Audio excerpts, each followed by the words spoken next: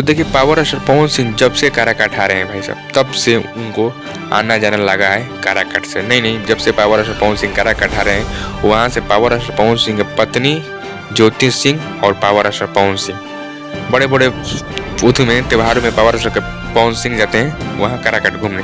लेकिन छोटा मोटा सेलिब्रेशन में, शादी ब्याह में पावर स्टार पवन सिंह की पत्नी भी जाती है। नहीं, छोटा मोटा पूजा में भी पावर स्टार पवन सिंह की पत्नी ज्योति सिंह जाती है। और वो ज्योति सिंह कहती है कि हमको अपने मन से नहीं जाते हैं, हमको पावर स्टार पवन सिंह जी भेजते हैं तभी हम जाते हैं। जी, हम आपको बता देना चाहते हैं, वहीं से आपका पावर स्टार पवन सिंह की पत्नी ज्योति सिंह भी विधायक के चुनाव लड़ेगी भाई साहब, जन सुराग पार्टी से।